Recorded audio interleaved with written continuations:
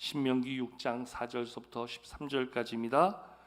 이스라엘아 들으라. 우리 하나님 여호와는 오직 유일한 여호와이시니 너는 마음을 다하고 뜻을 다하고 힘을 다하여 네 하나님 여호와를 사랑하라.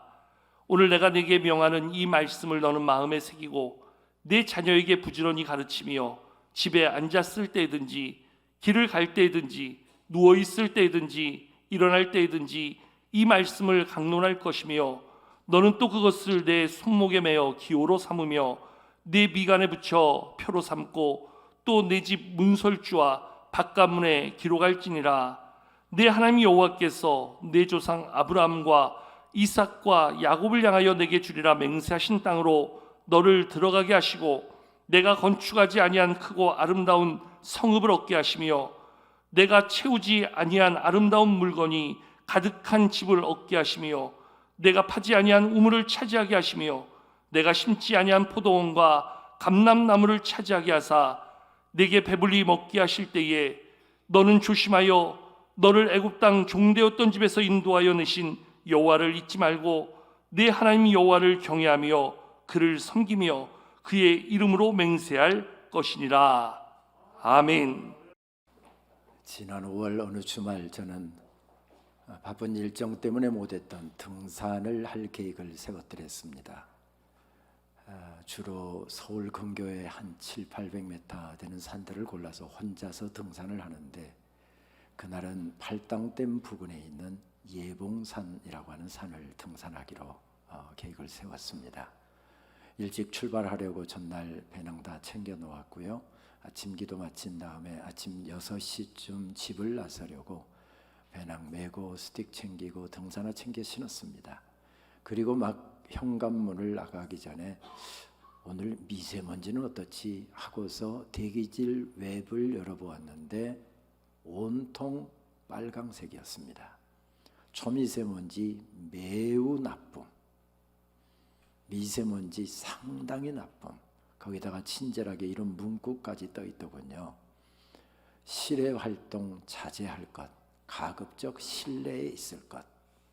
제가 그날 등산을 했게요, 포기했습니다.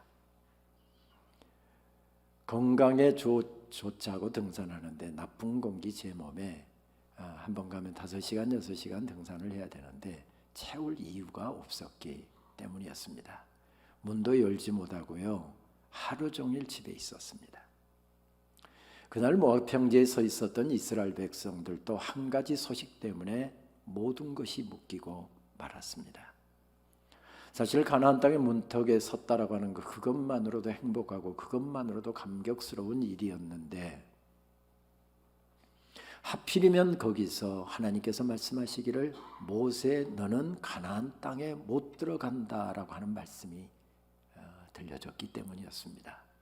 모두가 힘들었을 것입니다. 그러나 가장 힘들었던 사람을 들라고 한다면 모르기는 몰라도 모세였을 것입니다. 하나님, 저한테 그러시면 안 되죠. 제가 어떻게 하나님 섬겨왔는데요. 그 모진 세월 어떻게 믿음으로 기도하면서 말씀 붙잡고 어떻게 하나님 섬겨왔는지 다른 사람들은 몰라도 하나님은 아실 거 아닙니까? 하나님 저한테 그러시면 안 돼요. 느보산은 꽤 높은 산입니다. 835m 높이인데요. 느보산 정상에서 내려다본 가나안 전경입니다.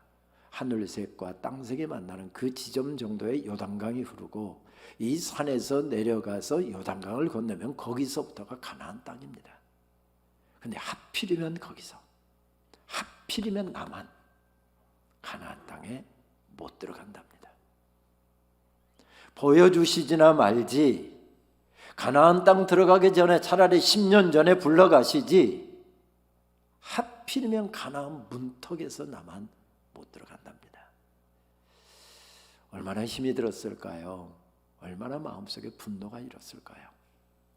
그렇다고 아무리 하나님께서 그렇게 말씀하셨다고 그대로 바로 알았습니다. 그렇게 할 수 있습니까? 신명기 3장 말씀에 보게 되면 하나님 앞에 나가 눈물로 간절하게 기도했답니다. 하나님 하루 저녁만이라도 좋습니다. 단 한 걸음이라도 좋습니다.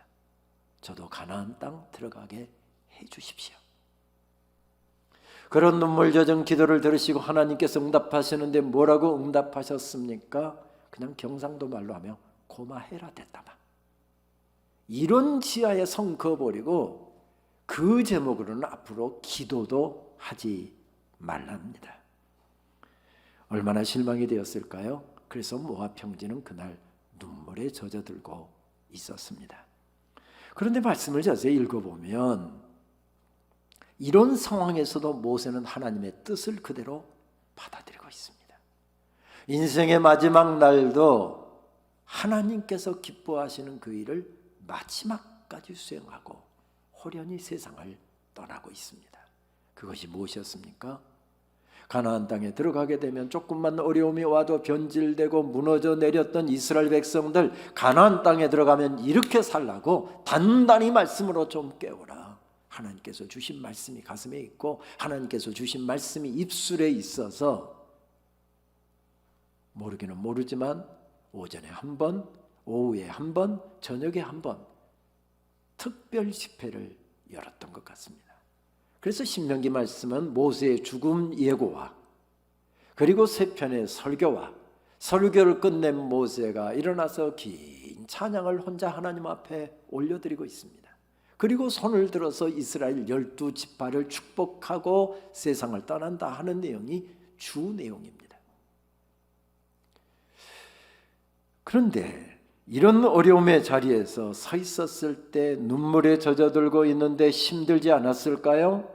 그런데 모세는 그의 고백이 점점 깊어지고 있고 고백이 더 새로워지고 있는 것을 발견하게 됩니다. 그 고백이 무엇이었습니까? 하나님의 은혜로 살았습니다. 하나님께서 도와주셔서 여기까지 이르렀습니다. 은혜 아닌 것이 없습니다. 하나님이 하셨습니다. 이런 고백을 올려드리고 있습니다. 신명기서가는 이런 내용을 전하면서 기다랗게 모세가 이 어려움의 시간을 어떻게 헤쳐나왔는지 자세하게 설명하지 않고 한 단어로 이 뜻을 설명하고 있습니다. 그래서 신명기 첫 부분부터 마지막 부분까지 계속해서 반복되는 한 단어가 있는데 여호와의 종 모세가 이렇게 반복하고 있습니다. 모세는 종으로 살았답니다. 대장 노릇하지 않고 주인 행세하지 않고 내 인생 내 것이고 내 가정 내 것이고 내 사업 내 것이고 내 자녀 내 자녀고 인생의 주인이 마치 자기 자신인 것처럼 그렇게 살지 않고 종으로 살았답니다. 여기에도 아마 그런 분들 계실 것입니다. 가난한 집에 태어났습니다. 공부는 잘했습니다. 그래서 1등 한 번도 놓친 적 없습니다. 초등학교 졸업하고 그런데 중학교 가기가 어려운 형편입니다. 중학교 마치고 나서는 고등학교 가기가 어려운 형편입니다. 열심히 공부해서 장학금 받고 좋은 대학 들어가서 밤새워 가면서 공부하고 그리고 입주 가야하고 아르바이트하고 그러면서 대학 마치신 분들이 있죠. 대학 졸업하자마자 머리 좋고 성실하고 열심히 해서 성적도 좋아서 바로 좋은 회사에 취직하신 분들이 있죠. 밤새워 가면서 열심히 일하고 뛰고 성실하게 일했더니 승승장구하면서 그 분야에서 나름대로 자수성가하신 분들이 있죠. 그런데 그분들 굉장히 위험한 분들입니다. 내가 머리가 좋아서 내가 열심히 공부해서 내가 좋은 대학 나와서 내가 성실하게 일해서 내가 밤새워 가면서 열심히 노력해서 이만큼 살고 있다, 이만큼 이루고 있다. 자기 인생 자기가 산 것처럼 주인 노릇하기 굉장히 쉬운 상태에 서 있기 때문에 그렇습니다. 모세도 그런 사람이었습니다. 모세라는 사람이 없었다고 한다면 긴 광야길을 이스라엘 백성들이 어떻게 헤쳐올 수 있었을까요? 그 어려움의 시간 하나님과 직대해서 하나님께서 주시는 말씀 가감없이 생생하게 전해주었던 모세라는 사람이 없었다고 한다면 이스라엘 백성들이 그 광야길을 어떻게 헤쳐나올 수 있었을까요? 모세는 조금 대장노릇 해도 되는 사람입니다.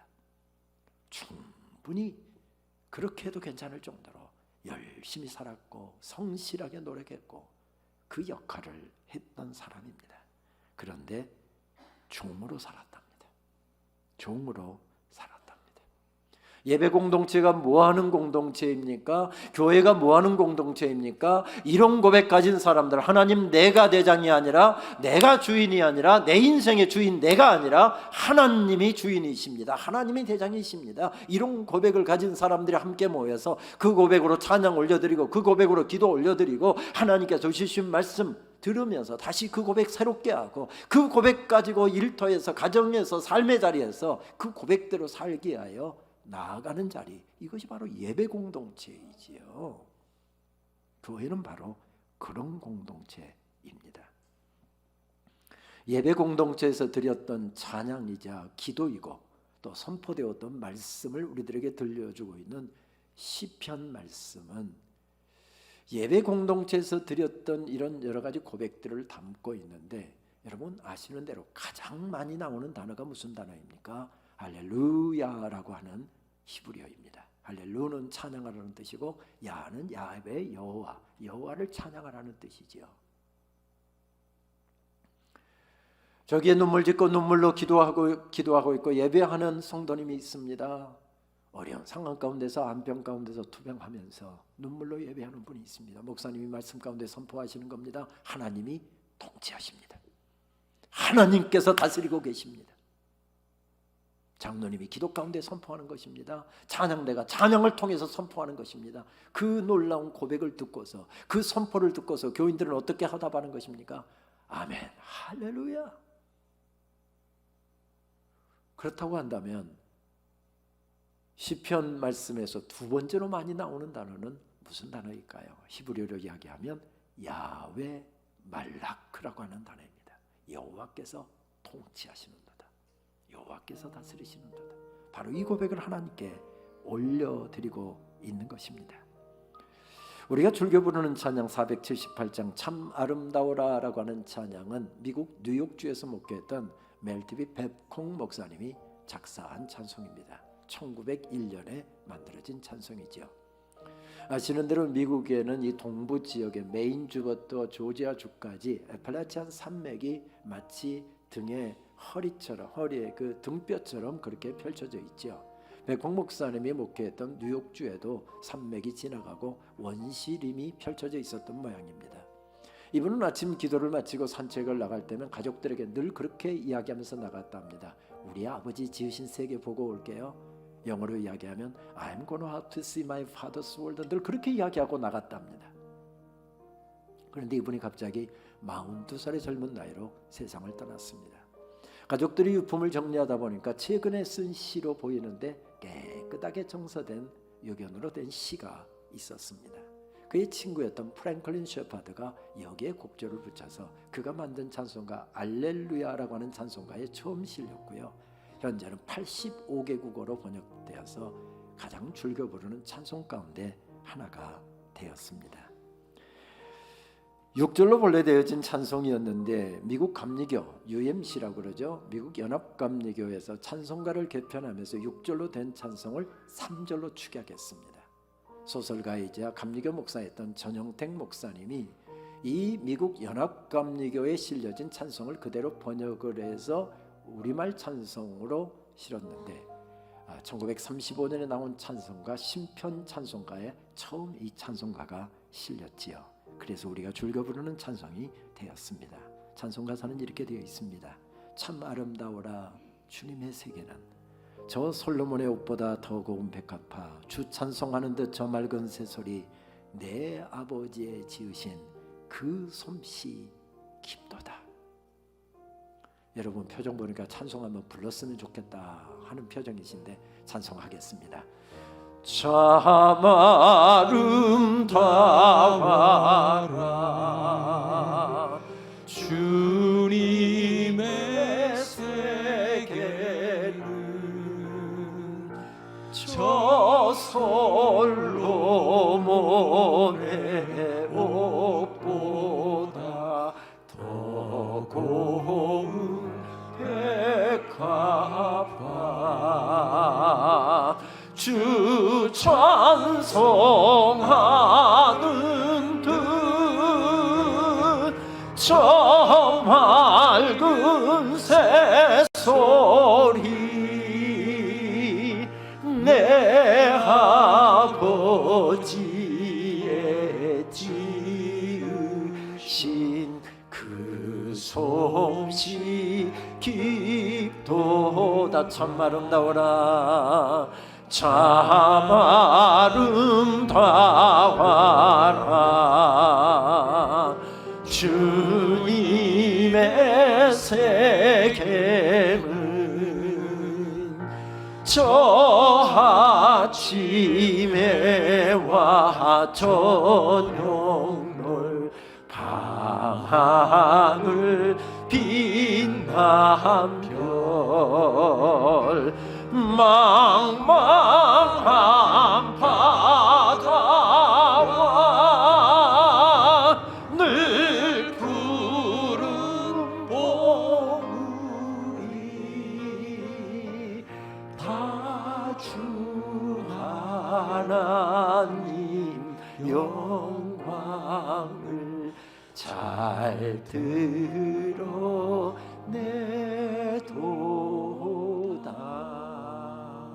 할렐루야. 여러분, 한 절은 남겨놓으신 이유를 아시지요? 가시면서 아름다운 늦가을의 정취를 보면서 부르시라고 한 절은 안 불렀습니다. 그렇게 하실 거죠? 안 하실 거면 말씀하시고요. 아예 3절도 부르고 가게요. 하나님의 창조세계에 깃든 이 하나님의 창조세계의 아름다움과 영광을 어쩌면 이렇게 아름답게 찬양할까 하는 생각이 들 정도로 우리가 즐겨 부르는 찬양입니다. 그런데 말씀드렸던 것처럼 본래 이 찬송은 6절로 되어 있고 6절 가사를 읽어 내려가다 보면, 언어로 되어 있는 6절 가사를 읽어 내려가다 보면 하나님의 창조세계의 아름다움과 영광뿐만 아니라 또 다른 사실 한 가지를 찬양하고 있는 것을 발견할 수 있었습니다. 특별히 3절 가사에 그것이 잘 나타나 있는데요. 원문의 분위기를 살리기 위해서 제가 영어로 먼저 읽도록 하겠습니다. This is my father's world. 이것은 우리 아버지께서 다스리시는 세계. Oh, let me never forget. 결코 우리 그걸 잊지 말자. That though the long seems often so strong. 악인이 비록 강하게 보일지라도 God is the ruler yet. 하나님께서 여전히 다스리고 계심을. This is my father's world. 이것은 우리 아버지께서 다스리시는 세계. Why should my heart be sad? 그런데 왜 우리의 마음은 슬픔에 사로잡혀 있나? The Lord is king. Let the heavens ring. 하늘이여 선포하라. 주님이 왕이시다. God reigns. Let the earth be glad. 온 땅이여 기뻐하라. 하나님이 통치하신다. 무엇을 강조하고 계십니까? 하나님의 통치하심. 어린아이 놔놓고서 내버려둔 부모가 없는 것처럼 하나님께서 지으신 창조세계, 하나님께서 창조하신 인간들, 예수 그리스도의 보혈을 통해서 구원하신 하나님의 자녀들 내버려 두시는 것이 아니라 오늘도 통치하신답니다. 오늘도 다스리고 계신답니다. 모세가 바로 그 고백으로 일어섰던 게지요.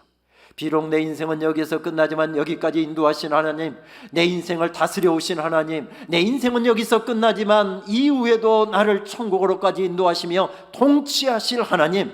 모세는 벌떡 일어나서 그 하나님을 향해 두 손을 높이 들고 이렇게 번역하는 것이지요. 고백하는 것이지요. 하나님, 저는 하나님을 신뢰합니다. 내가 원하는 대로 내 인생이 풀리지 않아도, 내가 원하는 대로 모든 일이 잘 되고 있지 않아도 하나님, 내 인생을 통치하신 하나님, 저는 하나님을 신뢰합니다. 그리고 벌떡 일어나서 어쩌면 오전에 한 번, 오후에 한 번, 저녁에 한 번 피투하듯이 하나님의 말씀을 전하고 마지막 날도 하나님 기뻐하시는 것을 가슴에 품고 이렇게 달리다가 그는 호련히 세상을 떠나고 있습니다. 오늘 읽은 신명기 6장 말씀은 가장 긴 설교죠. 두 번째 설교의 첫 부분에 해당되는 말씀입니다. 말씀은 이렇게 시작되죠. 히브리어 원어로 우리가 잘 알고 있는 표현이어서 히브리어 원어로 한번 읽어볼까요? 쇼마 이스라엘. 이스라엘아 들으라. 쇼마라고 하는 말은 들으라라고 하는 뜻입니다. 조금 더 실감나게 번역하면 주목 이런 뜻입니다. 쉬는 시간 끝난 줄 모르고 아이들이 장난치고 제잘거리고 있습니다. 수업 시작하려고 선생님이 수업 시간이 돼서 들어와서 어떻게 하죠? 교탁을 땅땅땅 두들며 주먹 이러죠. 그러면 애들이 하던 일들, 떠들던 거 다 멈추고 선생님을 바라봅니다. 만약에 주목했는데도 불구하고 여전히 떠들고 있으면 이 아이는 문제가 됩니다. 바로 쇼마라고 하는 뜻은 그 뜻입니다. 이렇게 상세하게 설명을 하고 있는데도 남자들이 별로 공감을 못하는 것 같습니다. 군대 용어로 제가 번역해 드리겠습니다. 군대 용어로 하면 쇼마라고 하는 말은 동작 그만 이 뜻입니다. 내무반에서 쉬고 있던 병사들, TV 시청하고 있던 병사들, 소대장이 오더니 중대장이 오더니 동작 그만, 그렇습니다. 그러면 하던 것 다 멈추고 지휘관을 쳐다봐야 됩니다. 이것이 쇼마입니다. 이 말씀 놓치면 큰일 나니까 내 생각도 내려놓고 내가 바라는 것도 내려놓고 하던 일도 다 내려놓고 이 말씀을 들으십시오. 이 말씀을 여러분들의 가슴에 새기십시오. 이 뜻을 담고 있는 것이 쇼마라고 하는 주의하여 들으라, 이런 말씀입니다. 그러면서 들려지는 말씀을 한 4가지로 요약할 수 있을 것 같습니다. 마음과 뜻을 다하고 힘을 다하여 하나님을 사랑하십시오. 이 말씀을 여러분들의 마음에 새기고 여러분들의 자녀들에게도 그것을 가르치십시오. 제발 부탁하는데 축복의 땅에 들어가서 잘 먹고 잘 살게 될 때에 하나님이 잊어버리지 않도록 하십시오. 그리고 하나님을 깊이 경외하고 그분만을 섬기고 그분만을 예배하십시오. 말씀으로 조금 더 깊이 들어가 볼까요? 이스라엘아 들으라. 주는 우리의 하나님이시요 주는 오직 한 분뿐이시다. 너희는 마음을 다하고 뜻을 다하고 힘을 다하여 주 너희의 하나님을 사랑하여라. 여기서 2가지 사실이 강조되잖아요. 첫 번째는 하나님만이 유일한 신이시고 우리가 섬길 우리의 대장이시랍니다. 주인이시랍니다. 그 사실을 알고 있다고 한다면 하나님 섬길 때 대충대충 섬기지 말고 편한 것 따라서 살지 말고 원하는 대로 살지 말고 내 기분 따라서 예배하지 말고 하나님 섬길 때 마음 전부, 뜻 전부, 생각 전부 온 마음을 다해서 하나님을 섬길 것을 요청하고 있습니다. 그 다음에 펼쳐지는 말씀은 너 자신이 먼저 그 은혜를 맛보고 이렇게 하나님 섬긴 다음에 너 혼자서만 그 사실을 알고 그 은혜 누리지 말고 그 사실을 내 자녀들에게도 가르치고 전하라. 이런 말씀으로 이어지고 있습니다. 꼭 자녀만이겠습니까? 이러한 고백이 가지고 없는 사람들, 하나님을 만나지 아니했고 하나님이 어떤 분이신지 모르는 사람들, 그 사람들에게 내가 만난 하나님, 내가 경험한 은혜, 그것을 그 사람들에게 전하라는 것입니다. 그 사람 카테고리 속에 자녀도 있고 형제도 있고 부모도 있고 친구도 있고 우리 이웃들도 포함되어 있는 것이지요. 그렇게 세우려고 발버둥치는 사람이 있을 때 세워지는 역사는 계속된다는 말씀이지요. 1년에 미국의 할리우드에서는 수백 편의 영화가 제작되어 나오죠. 영화 제작자들은 그 영화에 어떤 등급을 받느냐가 흥행과 직결되기 때문에 등급에 초미의 관심을 둡니다. 당연히 등급을 매기는 단체는 굉장히 힘이 있겠죠. 무비 가이드라고 하는 단체가 그것을 하는데요. 그 단체의 대표인 테드 베어 박사가 우리에게는 복음성가 가수로 알려져 있죠. 팻분이라는 분과 공저한 책을 읽다 보니까 참 재미있는 데이터가 제시되고 있었습니다. 미국의 아이들이 부모와 함께 보내는 시간은 24시간 중에서 하루 평균 21분밖에 안 된답니다.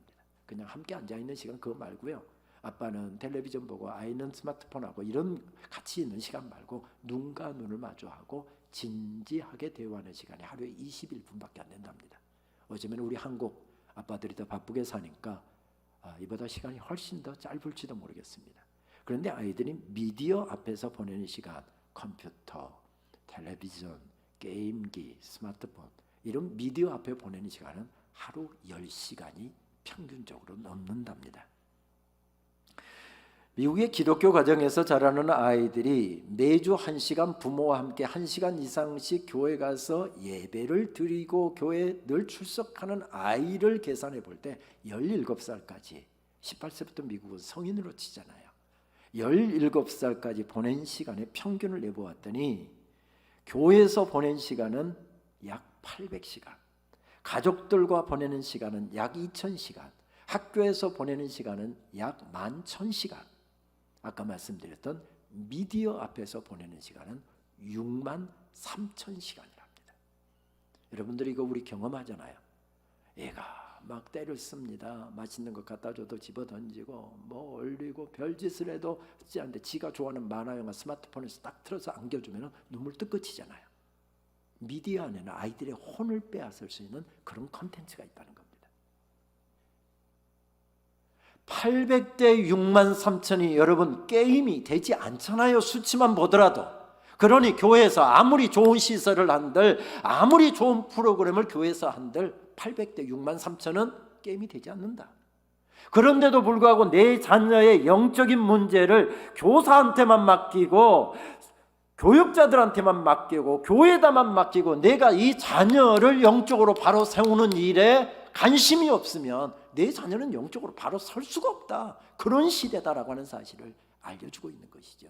반대로 이런 시대를 살고 있기 때문에 내 자녀의 공부만 관심이 아니라 영적인 문제에 더 관심을 갖고 있는 부모가 있고 눈물 젖은 기도가 있고 이 자녀를 하나님의 말씀대로 키우려고 하는 노력이 있을 때 세워지는 역사는 아무리 어려워도 800대 6만 3천이든 800대 60만 3천이든 세워지는 역사는 일어나게 된다.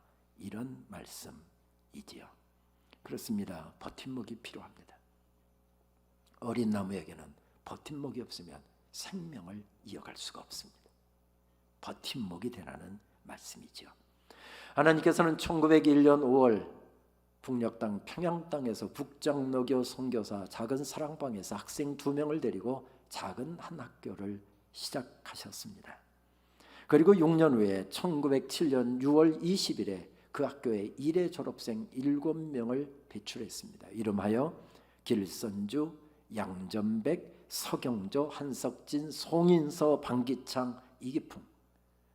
이 7분 가운데 2사람은 민족대표 33인이기도 했습니다. 한국교회 최초의 목사들이었고 우리 교단의 최초의 목사님들의 이름입니다. 학생들의 나이, 졸업생들의 나이를 살펴보았더니 38살짜리는 1명, 40세가 2명, 그리고 58세도 있었습니다. 왜 나이를 제가 조사했는가 하면 그때 한국 남자의 평균 수명이 만 40이었습니다. 그러니 썸먹을 수 있는 사람은 그것도 한 2년 썸먹을 수 있는 사람은 딱 한 사람밖에 없고 나머지 사람은 언제 죽을지 모르는 사람이니까 별로 효용가치가 없는 그런 존재들이었습니다. 그런데 이분들이 교회로 파송되어 나갔습니다. 어린 교회를 가슴에 품고 어린 성도들을 가슴에 품고 이들이 몸부림쳤을 때 평양을 중심으로 해서 시작된 놀라운 부흥운동이 일어났고 세계 선교 역사상 가장 놀라운 교회의 부흥을 경험하게 된 것이 바로 이들의 시발점에서 이들이 역할했기 때문입니다. 그래서 그 학교는 버팀목이 될 사람들을 세우는 사역을 위해서 몸부림을 쳤습니다. 일제의 압박 가운데서도 신사참배의 억압 가운데서도 굴하지 않고 끝까지 이 버팀목들 한국교회에 버팀목이 될 사람들을 세우는 일들을 감당하려고 몸부림쳤습니다. 그러다가 1930년대 중반 이후로부터는 신사참배의 억압을 이기지 못하고 800만의 잡신을 섬기고 있는 일본 신사에 가서 우상 숭배를 하느니 우리는 학교를 스스로 문을 걸어 잠그겠다. 1938년도 8월 달에 있었던 교수회의에서는 학교를 폐쇄하기로 결정을 했습니다. 그리고 교수들은 학생들이 있는 마을과 도시로 찾아가서 신학교육을 이어갔습니다.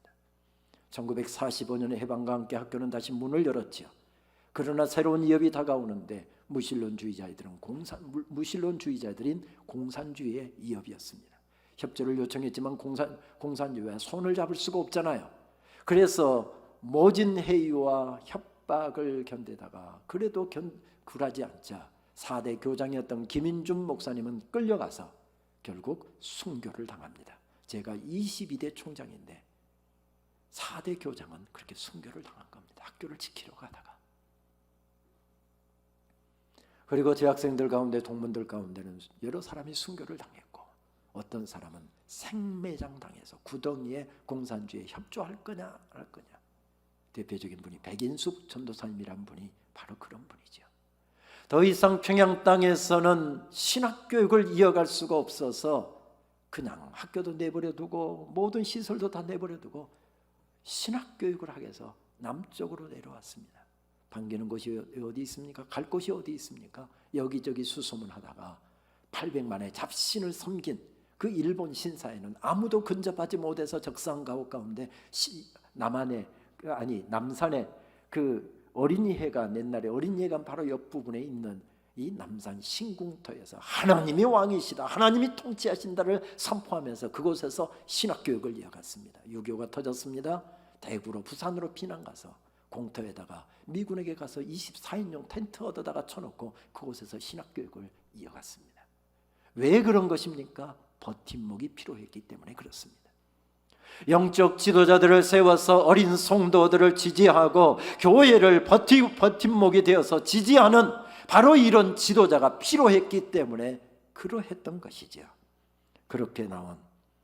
그렇게 시작된 학교는 오늘 강나루 언덕에 1960년부터 자리를 잡았고요. 그리고 수많은 일꾼들을 배출해서 바로 민족교회를 세우는 일을 감당해 왔습니다. 일제 치하에서 허덕이고 있는 우리 이 땅에 가난하고 배고프고 서러운 사람들 불러 모아다가 말씀 집회를 열어서 말씀으로 덮었던, 하늘나라의 복음을 전했던 길선주 목사님이 1기 졸업생, 놀라운 신유의 역사를 통해서 잠들어 있는 영혼들을 흔들어 깨웠던 김익두 목사님이 3기 졸업생, 신사참배와 독립운동에 신사참배 반대하고 독립운동에 앞장서시다가 결국 감옥에서 고문을 이기지 못하고 세상을 떠나신 순교하신 주기철 목사님이 19기 졸업생, 한센인들을 가슴에 품고 평생 사랑의 목회를 펼치면서 신사참배하다가 긴 옥고를 치르셨고 해방 이후에는 또다시 한센인들을 품고 사역하다가 공산주의자들에 의해서 순교를 당하신 손양원 목사님이 33기 졸업생. 제일 중요한 것은 누굴까요? 여러분들의 담임 목사님은 몇 기일까요? 97기 졸업생. 왜 이런 역사들을 계속 이어가려고 한 것입니까? 버팀목이 필요했기 때문에 그렇습니다. 그 버팀목이 있을 때 이 민족의 어둡고 캄캄하고 그 답답한 시간을 보냈지만 교회가 세워졌고 사람들이 세워졌고 이만큼 우리는 잘 먹고 잘 살게 되었으며 우리는 드디어 가나안의 문턱에 서 있습니다. 어떻습니까? 하나님 잊어버리지 않고 있습니까? 잊어가고 있습니다. 그렇습니다. 누군가가 있을 때 새날이 펼쳐져야 될 것이다. 보세요.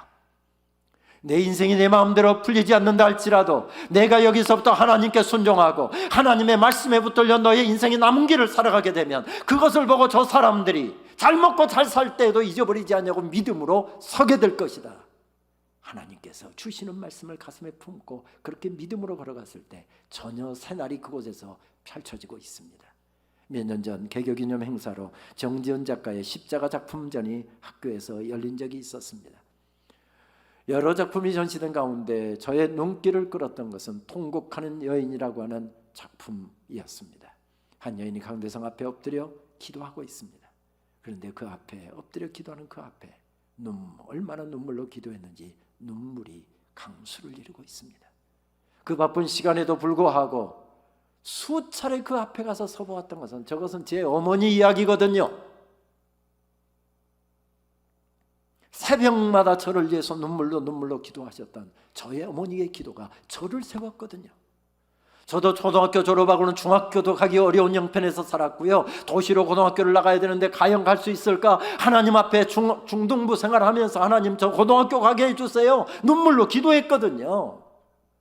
저도 예비고사 세대인데 그때 1지망 2지망 놓고 지망에 점수 넘긴 지역에만 대학 입학 원서 낼 수 있었잖아요.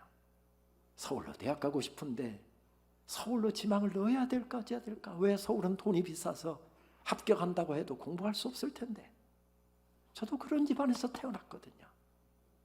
아르바이트하고 입주 가야하고 그러면서 밥 굶어가면서 대학 마쳤고 신대원 공부했거든요. 그런데 가만히 돌이켜보니까 제 인생을 세운 분이 제 어머니의 기도더라고요. 어머니의 기도가 저를 세웠더라고요. 아니 저희 어머님 아닙니까? 저게 저희 어머니만의 이야기겠습니까? 우리를 여기까지 세워주신 우리 어머니 세대, 우리 아버지 세대 이야기 아닙니까? 그 앞에 섰을 때 하나님께서 제에게 주시는 음성이 그것이었습니다. 내 사랑하는 아들아, 오늘 필요한 사람은 어려움 앞에서 절망하고 원망하고 답답함 앞에서 함께 방황하는 사람이 아니라 십자가 앞에 엎드리는 사람이 필요하단다. 엎드려 눈물로 기도하는 사람이 있을 때 아들도 세워지고 딸도 세워지고 가정도 세워지고 사업도 세워지고 인생도 세워지고 교회도 세워지고 민족도 세워진단다. 내가 바로 그 사람이 되어라. 버팀목이 될 사람들을 세워라. 세워진답니다. 세워진답니다. 세워진답니다. 그렇습니다. 오늘 어려운 가운데서 발버둥 치다가 이 자리에 나와 계신 분들 계시지요. 모세도 그랬습니다. 속이 새까맣게 들어가고 한숨이 나도 모르게 터져 나오고 어떻게 이 문제를 풀어가야 될지 인생의 난지 앞에서 허덕이다 나오신 분들 계시지요. 모세도 그랬습니다. 가만히 인생길 걸어가고 있었습니다. 눈물밖에 나오지 않고 원망밖에 터져 나오지 않는 그런 자리에 허덕이다가 모세도 하나님 앞에 섰습니다. 그러다가 살아온 인생길을 돌아보니까 은혜 아닌 것이 없습니다. 자기는 벌써 120년 전에 죽었어야 했을 사람입니다. 태어나서 갈대상자에 담겨서 도도하게 떠내려가다가 결국은 어느 파도에 휩싸여서 나일강에서 끝날 인생이었는데 하나님께서 거두셨습니다. 여기까지 인도하셨습니다. 돌이켜보니 은혜 아닌 것이 없습니다. 은혜에 둘러싸여 살아왔습니다. 일하라 하심도 은혜였습니다. 이제는 쉬라고 하나님 나라로 부르시니 그것도 은혜입니다.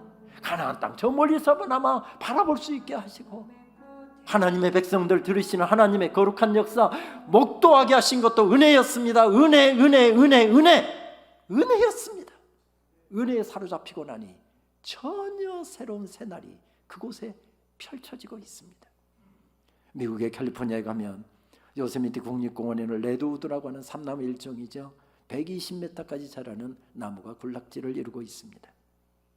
캘리포니아에는 여러 이 나무가 우거진 군락지가 있어서 이 레드우드 스테이트 파크라든지 아니면 내셔널 파크가 많이 조성되어 있지요. 1968년 눈사태로 요세미티 국립공원에서 있었던 3,000년 된 레드우드 거목 하나가 쓰러졌습니다. 몇 년 전 그곳에 들렸더니 그 공원에는 그 나무를 이만큼 잘라서 영구 보존을 해놓았더군요. 그 앞에 가서 서 있으면서 그런 생각이 들었습니다.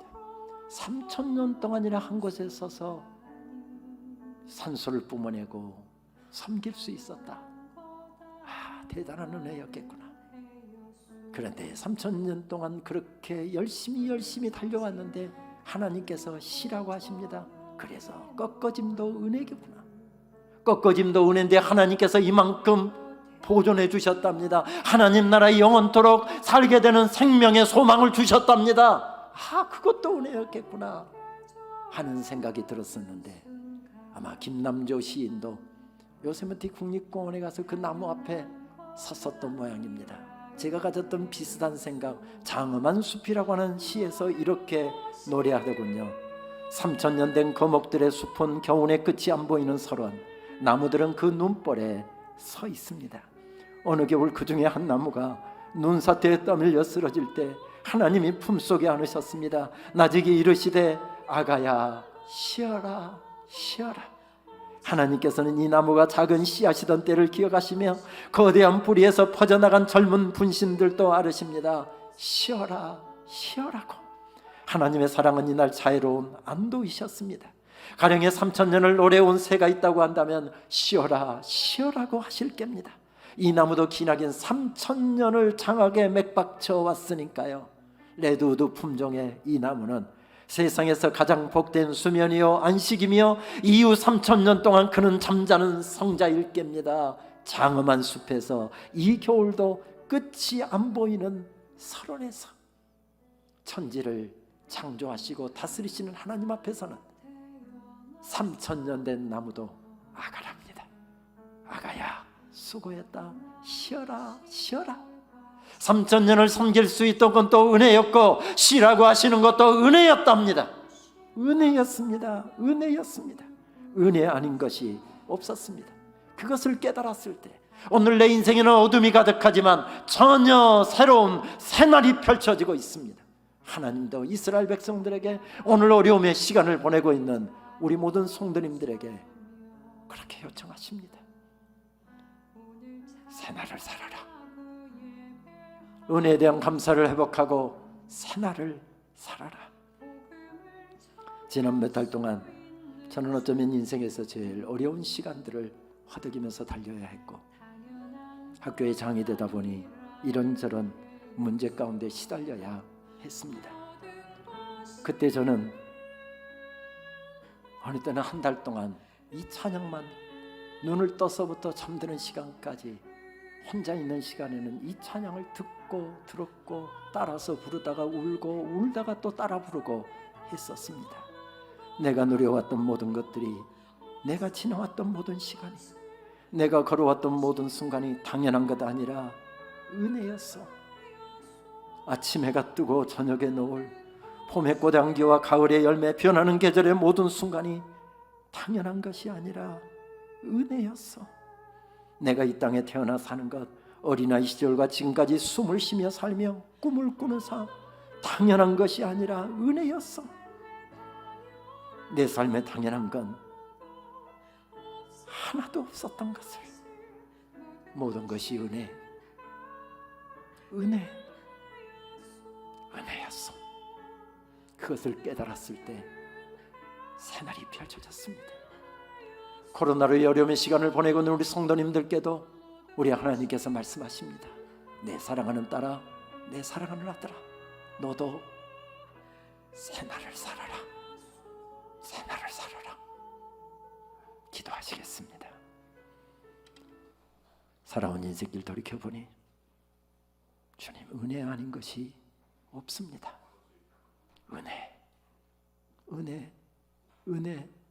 은혜로 살았습니다.